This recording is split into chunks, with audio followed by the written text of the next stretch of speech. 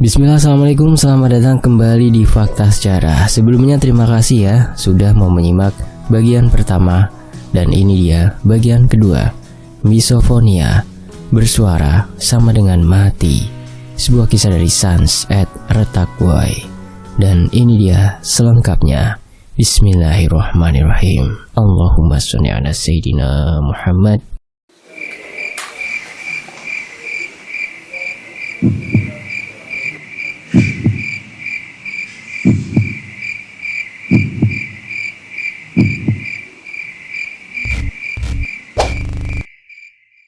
Srek, srek. Langkah kaki itu perlahan mulai cepat menerobos jalan setapak, di mana sisi kiri kanannya dipenuhi oleh semak-semak serta tumbuhan berduri. Malam telah tiba. Kegelapan kian menguasai segala sudut hutan.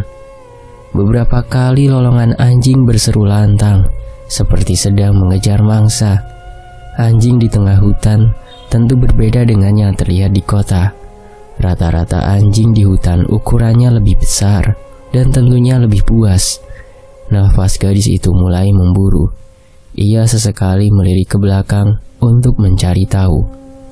Apakah hewan buas itu sudah tidak mengejarnya? Tebakannya salah.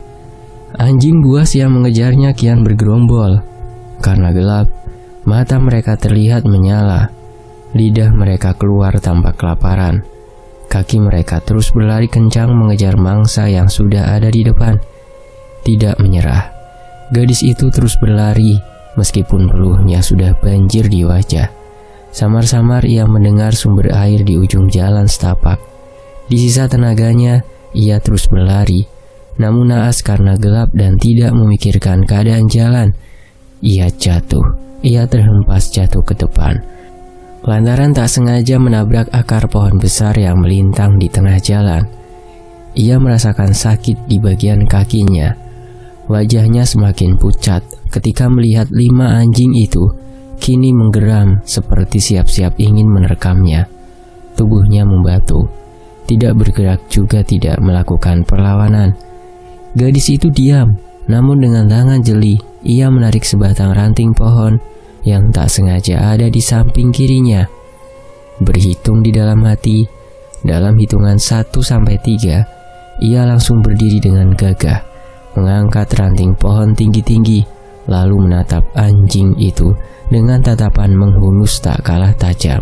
Jika kita pikirkan, mustahil jika gadis mungil sepertinya akan berhasil mengalahkan 5 anjing yang bahkan ukurannya sampai di pahanya.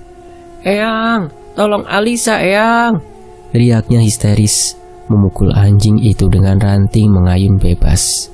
"Jangan dekati aku, anjing!" teriak Alisa mengumpat, menendang salah satu anjing yang ingin mendekatinya. Alisa terjatuh nyungsep ketika anjing lain menggigit celana yang ia kenakan dengan brutal. "Eyang, demi Tuhan tolong Alisa!" teriaknya histeris saat merasakan gigi-gigi anjing itu mulai menusuk kakinya. Alisa mulai menangis ketika melihat anjing lain mulai berdatangan, ketika mencium bau amis darah miliknya. Saat anjing itu ingin menerkam tubuhnya, tiba-tiba dari arah yang tak disangka, sebuah batu besar terlempar ke arah anjing itu, sehingga membuat tubuhnya terhempas jauh dari Alisa. Sebuah lampu petromak mulai datang, memberikan penerangan di sisi jalan. Eyang Uton dalam keadaan membungkuk, perlahan datang dengan bibir mengembang senyum. Malaikat Alisa, dialah yang selalu menjadi penolong untuk Alisa. Anjing-anjing itu sudah kocar-kacir meninggalkan tempat itu selepas Eyang Uton mengusirnya dengan sebatang kayu. "Ternyata kamu belum bisa menjaga diri, Nduk." "Apanya yang tidak bisa, Eyang? Anjing-anjing itu saja yang terlalu serakah." Alisa mulai berdiri kemudian memeriksa kaki-kakinya yang mengalirkan darah segar. Ia sedikit berdecak kesal dengan mata tajam melirik Eyang Uton. "Kenapa harus berlatih dengan anjing-anjing itu sih, Eyang?" Eyang Uton terkekeh pelan. "Jika bukan mereka, siapa lagi temanmu untuk berlatih di tengah hutan seperti ini?" "Hutan ini sebenarnya ramai, Eyang." Mata Alisa terlihat menyimpan suatu rahasia yang dalam.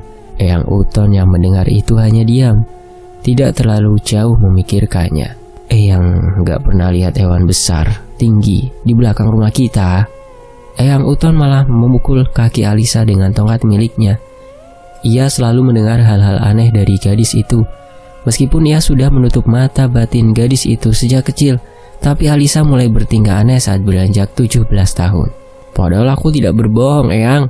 Tapi kenapa Eyang selalu memukulku? Ada beberapa hal yang tidak perlu kita tahu, Alisa. Loh, Eyang terlalu pengatur. Kalau aku bisa melihat, emangnya yang bisa menghentikan itu? Kamu pernah melihat apa saja? Berani tidak kalau aku kasih tahu di belakang Eyang ada? Sudah diam. Alisa mengerucutkan bibirnya tampak kesal.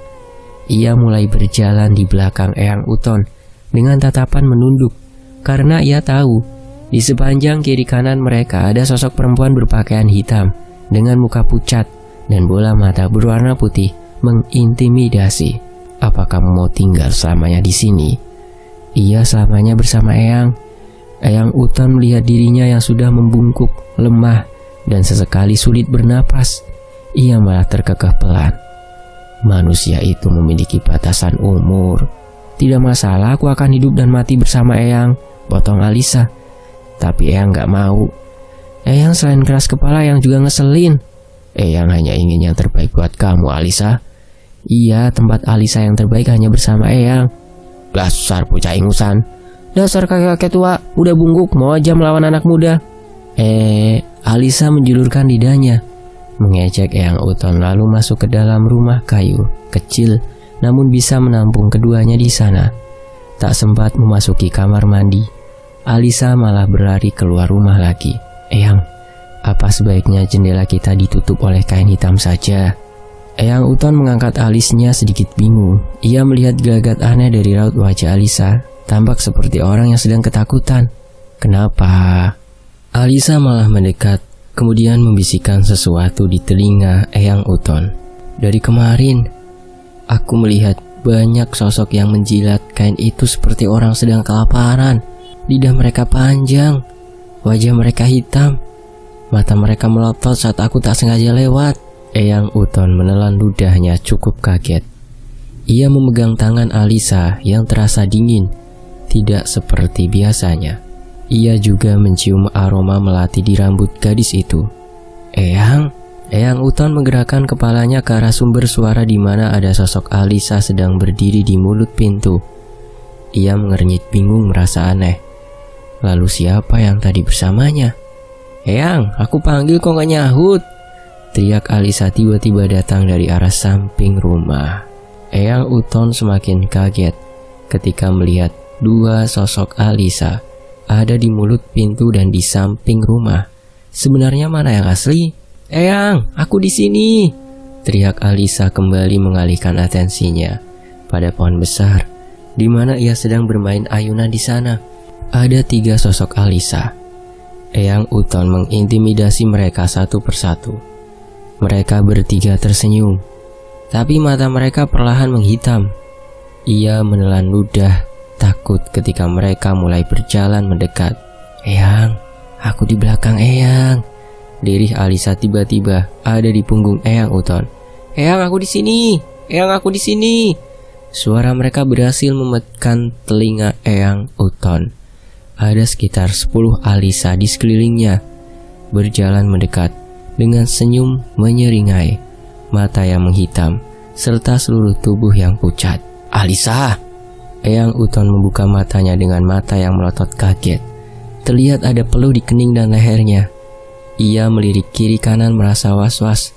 Ternyata ia sedang terbaring di dalam kamar. Sedikit lega karena itu hanya mimpi. Tapi kenapa ia merasa semuanya nyata? Eyang Uton menggerakkan kepalanya ke arah Alisa yang sedang berdiri di depan pintu dengan wajah yang menunduk. Ia menelan ludahnya cukup sulit. Apa yang ada di mimpi akan terjadi di dunia nyata? Kenapa Eyang menatapku seperti itu? Wajah Alisa perlahan terangkat, menampilkan sosok gadis berwajah pucat, lesu, dan tidak berdaya. Ia perlahan mendekat, lalu duduk di pinggir tempat tidur Eyang Uton. Duk, kenapa duduk membelakangi Eyang? Tanya Eyang Uton, karena Alisa tiba-tiba duduk murung seperti itu. Aku lapar, tidak ada makanan.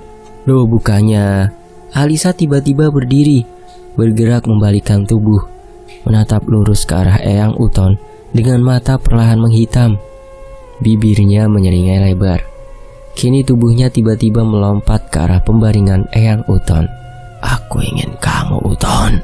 Sosok bermata hitam itu mencekek leher Eyang Uton tanpa ampun, memberikan rasa sesak di dada pria tua renta itu. Beberapa kali Eyang Uton berontak, namun hasilnya tetap nihil. "Eyang!" Dan Alisa yang sebenarnya datang dengan wajah penuh khawatir. Ia tak sengaja lewat di depan pintu kamar Eyang Uton, kemudian melihat keanehan saat Eyang Uton mencekik dirinya sendiri. Eyang Uton duduk dibantu oleh Alisa. Wajahnya tampak memerah menahan sesak nafas. Eyang melupakan ini di kamar mandi. Alisa memakaikan Eyang Uton kalung jimat penangkal makhluk halus. Entahlah, tapi Alisa pernah dijelaskan jika Eyang Uton tidak memakai kalung itu, maka ia akan terus diganggu oleh roh-roh jahat. Namun ada yang belum diketahui oleh Alisa. Jika kalung bertali hitam dengan leontin hijau itu berisi ari-ari kering miliknya waktu bayi dulu, Eyang Uton sengaja membuatnya untuk melindungi hidupnya sendiri. Namun sejak Alisa beranjak remaja, kalung itu mulai tidak bereaksi lagi. Beberapa makhluk halus mulai mengganggunya seolah menginginkan jiwanya. "Eyang, tadi saat Eyang tidur, ada kakek-kakek datang ke sini." Eyang Uton menaruh gelas di atas nampan sebelum akhirnya mengernyit bingung. "Kakek-kakek?" "Iya, terus dia ngasih ini ke Alisa, katanya nitip buat Eyang." Alisa menyodorkan sebuah kain putih yang berisi sesuatu. Eyang Uton sedikit bingung. Ia pun perlahan membukanya. Di dalam kain putih itu ada tulisan 22/1992. Angka itu ditulis berwarna merah darah bersamaan segenggam rambut hitam.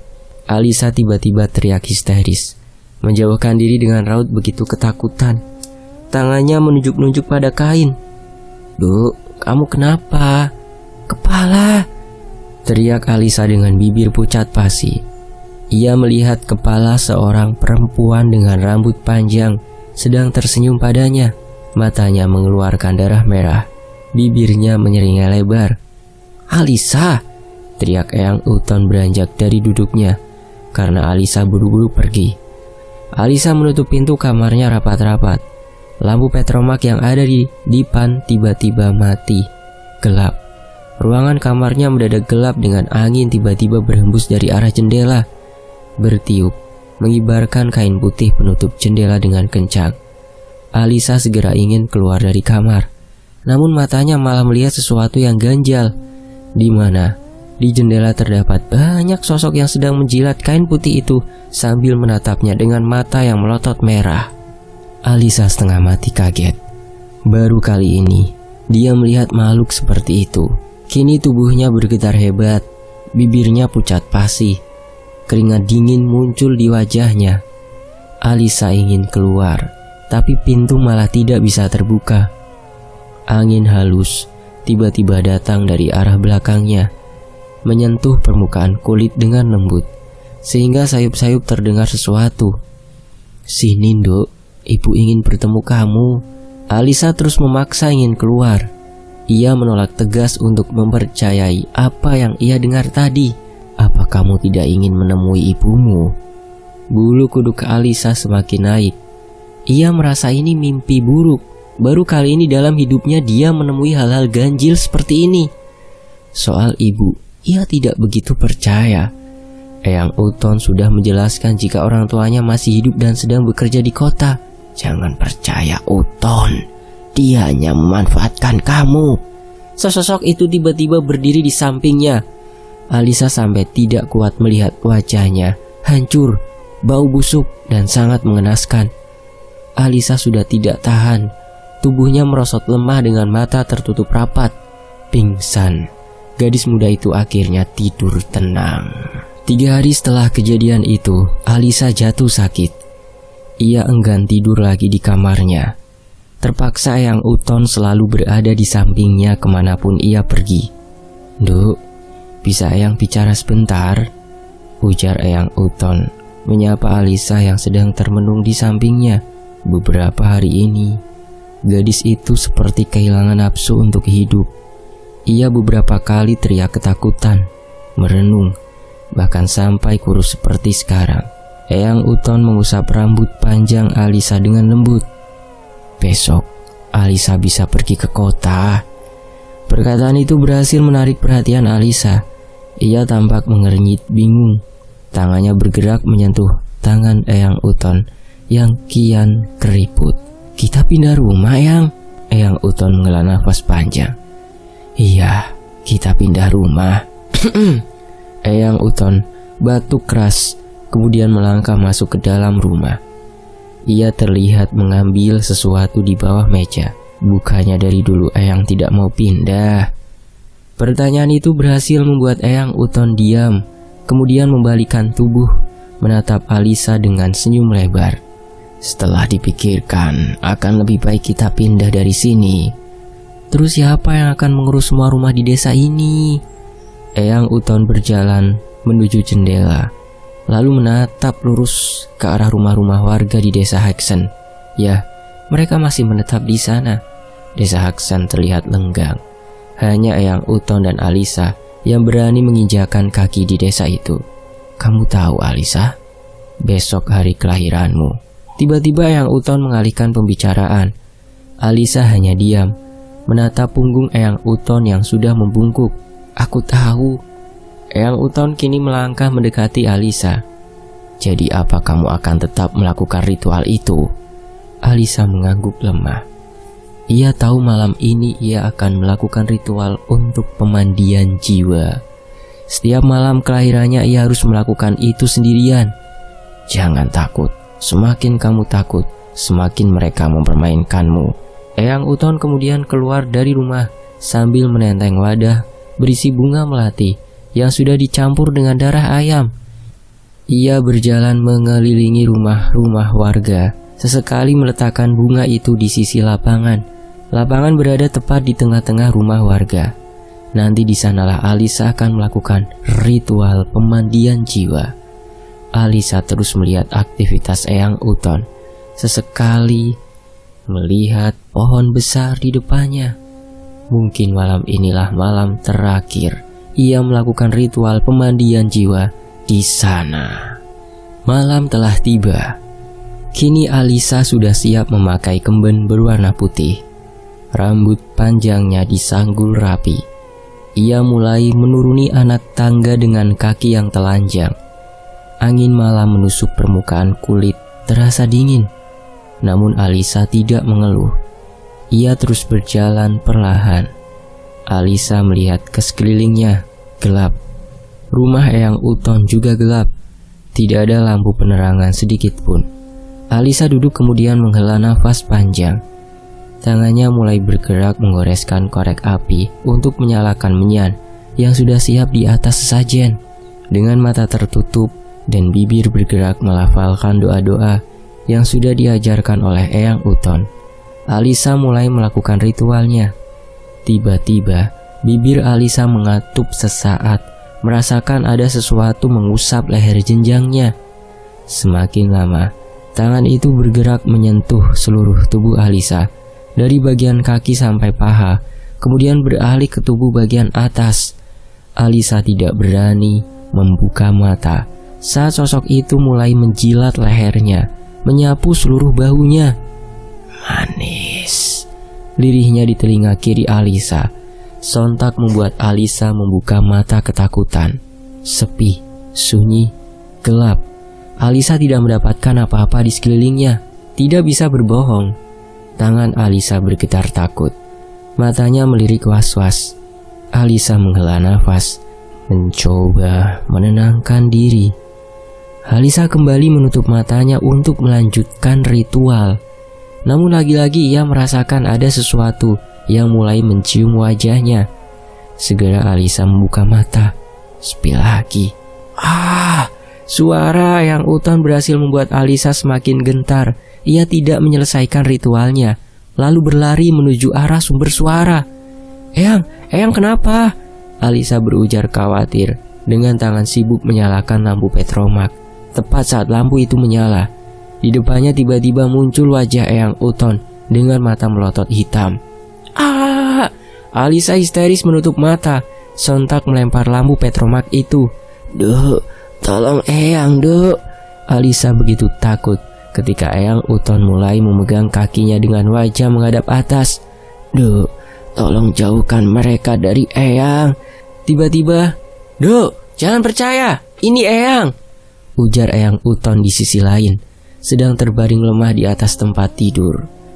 Alisa melihat keduanya dengan tatapan tak percaya. Duh, percaya sama Eyang, mereka hanya penipu hebat. Mereka roh-roh jahat, ujar Eyang Uton bermata hitam. Lihatlah mata kami, Duh. Aku yang asli, Duh, ujar Eyang Uton bermata normal. Jangan percaya, dia bohong. Jangan, teriak Eyang Uton bermata hitam tiba-tiba memuntahkan darah hitam legam. Cepat pergi dari sini, Duh, teriaknya di sela. Ketidakberdayaannya membuat Alisa melirik Eyang Uton yang ada di dalam kamar sedang tersenyum padanya. Sini, Duh. Alisa mulai melangkah mendekati kamar. Namun tiba-tiba Alisa menarik lampu petromak yang menyala, kemudian melemparkan ke dalam, menghilang. Ternyata bukan Eyang Uton asli. Alisa menatap Eyang Uton yang sedang sekarat di dekatnya. Pria tua itu terlihat rapuh dan terus memuntahkan darah hitam. Eyang kenapa? Pergi, Duh. Eyang, bagaimana bisa aku pergi sedangkan Eyang seperti ini? Lupakan ritual setan itu. Pergi jauh dari sini. Cepat keluar dari desa ini. Kita harus bersama-sama pergi, Eyang. Alisa sudah tidak bisa menahan air mata lagi. Ia tidak bisa meninggalkan Eyang Uton dalam keadaan seperti ini. Pergi. Desa ini tidak baik untukmu. Eyang, ayo. Aku akan menggendong Eyang. Eyang. Alisa histeris ketika melihat Eyang Uton terhempas melayang ke atas langit-langit rumah, lalu dijatuhkan. Ia semakin frustasi ketika melihat Eyang Uton terus dilempar ke kiri kanan dinding rumah. Tangis Alisa pecah ketika melihat Eyang Uton jatuh tidak berdaya di depannya. Pergi, seseorang sudah menunggumu di pintu desa. Alisa menggeleng cepat. Ia bahkan mulai memeriksa keadaan Eyang Uton, lalu bersiap-siap menggendongnya. Tidak, Duh, pergi dari sini sebelum mereka datang. Kata Eyang kita akan pindah rumah. Ayo pergi sama-sama, Eyang. Pergi, Duh. Dengan sisa tenaganya Eyang Uton merangkak menuju kamar yang sudah terbakar oleh lampu petromak. Eyang, jangan. Eyang Uton malah menendang-nendang tubuh Alisa yang ingin membantunya. Kini ia seperti dirasuki oleh sesuatu sehingga membuatnya terus mendekati pembakaran api. Alisa tidak terima. Kini Eyang Uton sudah berada di tengah-tengah perapian. Pakaiannya mulai terbakar. Terdengar bunyi api semakin berkobar. Terlihat Eyang Uton perlahan berdiri, membalikkan tubuh, menatap Alisa dengan tatapan kosong dan bibir menyeringai. Kini tangannya bergerak melepaskan kalung yang ada di lehernya. Detik berikutnya, terlihat tubuh Eyang Uton langsung digerogoti oleh sosok-sosok berbaju hitam. Tubuh pucat dengan wajah hancur dan mata yang hitam. Lidah mereka menjulur keluar menghisap jasad Eyang Uton dari atas sampai bawah.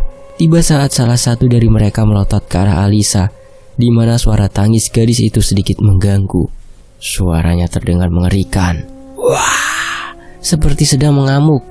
Alisa buru-buru pergi dari sana, menutup pintu depan dengan kencang, kemudian berlari menuju arah pintu desa.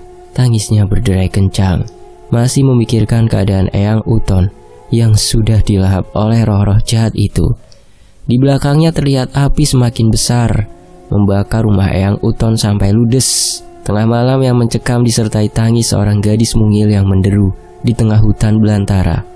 Ia terus berlari dengan kaki yang telanjang tanpa alas apapun. Beberapa kali ia merasakan duri masuk ke sela-sela kakinya sehingga membuatnya berdarah. Alisa juga mendengar bisik-bisikan di belakangnya untuk menyuruhnya kembali. Namun Alisa takut. Alisa takut menemui sosok-sosok berupa buruk seperti sebelumnya. Kepergian Alisa dari desa itu menimbulkan seluruh makhluk halus di sana keluar berjajar rapi di lapangan. Menatap Alisa dengan sorot mata kosong, tubuh pucat, serta darah yang mengucur keluar di lubang hidung, telinga, dan mulutnya. Mereka adalah warga desa yang menjadi korban hasil ritual setan di desa Haksen. Itu dia, Nyai. Seorang wanita tua berambut ubanan, punggung membungkuk itu berdiri, menatap Alisa dengan tatapan iba dari bawah sampai atas.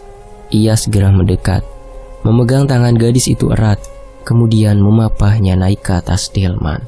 Kuda itu segera pergi ketika sang kusir memberikannya perintah. Syukurlah kamu berhasil keluar dari sana, Eyang Uton. Nyai Sepur memaklumi keadaan Alisa. Eyang Utonlah yang menyuruhnya ke sana. Siap-siap jika sesuatu terjadi pada malam ini, dan benar. Kejadian itu tidak akan membuat Alisa melupakannya seumur hidup. Eyang Uton lebih tenang. Ketika kamu selamat sampai di sini, percayalah sama Nyai. Alisa menggeleng pelan. Kenapa Eyang Uton tidak ingin ikut bersamaku? Ada banyak hal yang belum sepenuhnya kamu ketahui, Nduk. Nyai Sepur lebih tahu tentang Eyang Uton dan rahasia yang ia simpan selama ini. Delman itu kini sudah keluar dari area hutan belantara menuju jalan aspal besar. Alisa terus menangis. Pikirannya terus tertuju pada Eyang Uton yang sudah merawatnya sejak kecil. Setelah perjalanan menempuh 1 jam, Delman berhenti di sebuah rumah besar, di mana sisi kiri dan kanannya dipenuhi oleh pohon-pohon yang menjulang tinggi. Rumah itu memiliki gerbang hitam, di mana di dalamnya terlihat berbagai aktivitas orang-orang yang sedang melakukan kegiatan, sehingga membuat keadaan semakin ramai. Pukul 2 tengah malam, anak-anak muda dikumpulkan di tengah lapangan. Rata-rata mereka mengenakan pakaian baju berwarna hitam. Seseorang wanita berumur 50-an berdiri di depan sambil menjelaskan sesuatu. Entah apa nama tempat itu, yang jelas keadaannya mirip seperti sekolah. Atensi seorang pria muda berwajah tirus, bibir pucat, dengan mata sayu, melirik Alisa dengan tatapan iba. Gadis itu sendirian di barisan paling belakang, memakai kemben warna putih, serta tangis berderai deras. Hanya dialah yang berbeda di antara mereka. Tenanglah, hidupmu akan bahagia di tempat ini. Suara itu mengalihkan atensi Alisa, melirik pria itu dengan tatapan kosong. Kita semua sama di sini, hanya ingin sembuh. Tidak tertarik dengan pembicaraannya, Alisa memilih menunduk, terus menangis murung. Seperti sebuah asrama, anak-anak muda itu mulai dikumpulkan dengan masing-masing kelompoknya. Hanya saja ini sedikit berbeda, di mana laki-laki dan perempuan sepertinya digabung dalam satu ruangan. Terbukti ketika kelompok Alisa berdiri di depan pintu ruang D, sedang dibacakan peraturan dalam asrama tersebut. Kebetulan Alisa bersama 2 perempuan dan 2 laki-laki. Perlahan mereka masuk ke dalam, di mana ukuran ruangan itu cukup luas. Namun anehnya, tidak tersedia kamar mandi di dalam. Hanya ada lemari dan tempat tidur tanpa sekat antara laki-laki dan perempuan. Entah bagaimana mereka mengganti pakaian nanti. Saat tinggal di asrama ini, kalian akan saling membantu. Jadi jaga hubungan kalian baik-baik. Mereka kompak mengangguk kecuali Alisa. Gadis itu terus merenung dengan tatapan lurus ke arah jendela besar di samping kiri ruangan.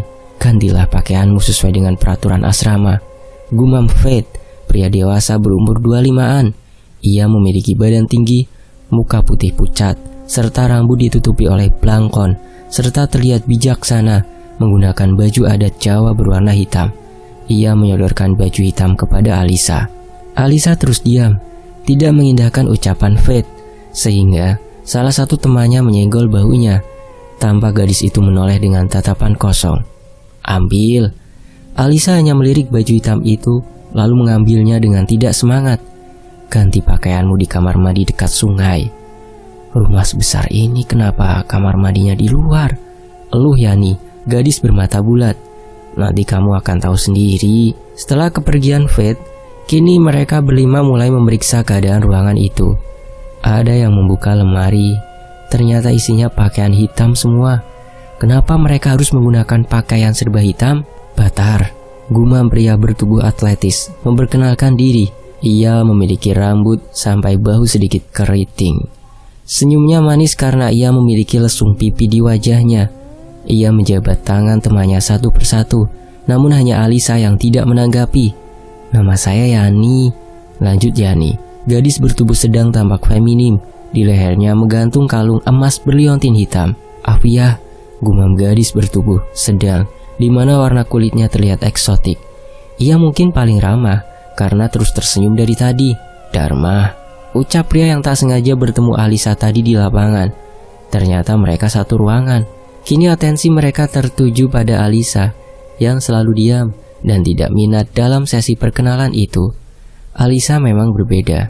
Dari pakaian yang ia kenakan, rambut yang disanggul, kaki terluka, mata sembab, persis seperti orang yang sedang mengalami masalah. "Nama kamu siapa?"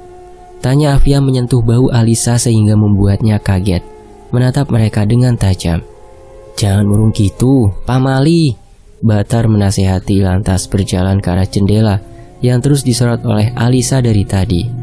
Ia menatap lurus keluar jendela. Keadaan halaman rumah belakang terlihat gelap dan sepi. "Kenapa tidak ada kain penutup?" tanya Yani ikut berdiri di samping, melihat keadaan di luar dengan raut ngeri. "Kita di sini hanya tamu. Terima apa yang ada di sini." Yani menjawab dengan bibir terus mengembang senyum. "Tapi ada yang aneh." Yani menekuk dagunya tampak berpikir. Perkataan itu berhasil menarik perhatian temannya yang lain. "Kita hanya boleh beraktivitas di luar pada malam hari dan harus diam di ruangan ini kalau sudah pagi hari. Aneh banget kan?" Afia mengangguk setuju. "Ya, lebih anehnya lagi, kita diwajibkan memakai pakaian serba hitam. Padahal kan kita kesini untuk pembersihan jiwa saja." Batar malah terkekeh pelan. Bisa-bisanya perempuan dan laki-laki digabung dalam satu ruangan. Kalau misal ada yang berbuat, boleh bicara tapi jangan ngomongin hal-hal yang enggak-enggak. Dharma akhirnya berujar dengan tatapan tegasnya. Terdengar Batar mendesis sinis, lalu menatap Dharma dari ujung kaki sampai ujung kepala. "Kelihatan waras kok bisa masuk sini. Mau pembersihan jiwa atau nafsu? Bisa diam gak?" Dharma memutar matanya jengkel. Ia memilih diam daripada harus berdebat dengan pria menjengkelkan itu. Sudah, berani masuk sini berarti berani menerima resikonya. Lagian gak ada gunanya kalau kita harus terus mengeluh, sedangkan kita sendiri butuh tempat ini untuk pengobatan. Jadi, ikuti saja peraturannya sampai kita benar-benar sembuh. Penjelasan Afia sangat dewasa. Mereka akhirnya diam. Namun tatapan mereka tertuju pada Alisa saat gadis itu perlahan melangkah keluar menuju pintu. "Mau kemana?" tanya Batar sedikit bingung. "Ganti baju. Ayo Yani, Afia, temenin dia." Dharma menyuruh Yani dan Afia yang kini saling lirik. "Kalian berdua gak mau ikut?" tanya Yani. "Tugas kami ngatur tempat tidur kalian. Lagian mana ada laki-laki nemenin perempuan pergi kamar mandi. Kan aneh," balas Dharma.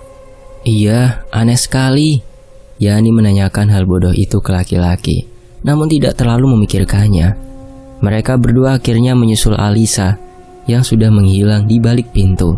"Cepet banget jalannya," eluh Yani menatap lorong yang sedang sepi dan lenggang. "Dia kemana?" tanya Afia ikut kebingungan. Mereka berdua masih awam di tempat itu.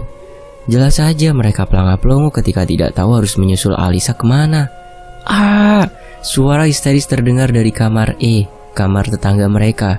Semua penghuni kamar di lantai 1 lantas keluar. Mereka sepenuhnya kaget karena baru saja ingin istirahat. Mereka dikagetkan oleh suara gadis yang begitu memekikkan telinga. Apalagi suaranya menggema di tengah-tengah lorong. Semua orang langsung mendekati kamar E, termasuk tak ketinggalan Afia dan Yani. Pintu kamar E kini penuh dan sesak. Terlihat di dalam Alisa sedang menodongkan pisau ke leher Ella, salah satu gadis penghuni di kamar tersebut. Teman-temannya yang lain hanya bisa tercengang, ingin melawan tapi takut. Akhirnya mereka berusaha tenang dan menatap Alisa dengan was-was. "Kalian tahu dia siapa?" tanya Alisa dengan bibir menyeringai lebar, tatapan kosong, serta suara sangat berat. Ia seperti dirasuki oleh makhluk halus. Terbukti dari tingkah Alisa seperti bukan dirinya. "Tumbalku," lanjutnya terkekeh pelan. "Dia milikku," ucapnya lebih tegas. Semua tercengang. Bulu kuduk mereka kini merinding. Mereka melirik satu sama lain. Mungkin baru kali ini mereka melihat kejadian ini sehingga ada beberapa yang takut dan berusaha memanggil para ketua asrama. Tolong, ujar Kania di sela ketidakberdayaannya. "Hah, milikku akan terus menjadi milikku," tangis Ella kini meraung-raung. Ia ingin berontak namun pisau itu semakin dekat, menyayat permukaan kulit lehernya sehingga mengeluarkan darah segar. Tiba-tiba saja Alisa mengisap darah itu sehingga membuat Ella bereaksi.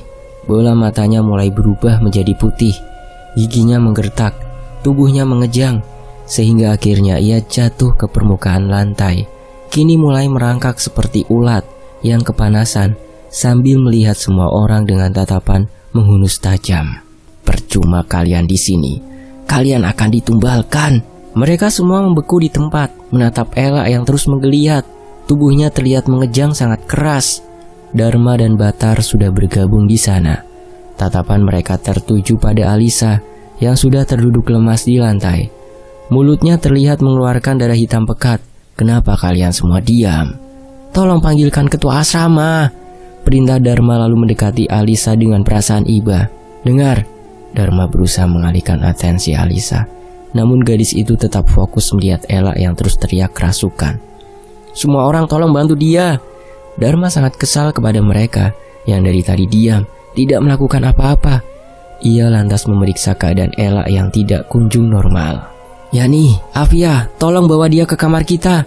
Dharma menyuruh kedua temannya untuk mengurus Alisa, sedangkan ia akan membantu teman yang lain untuk mengurus Ella.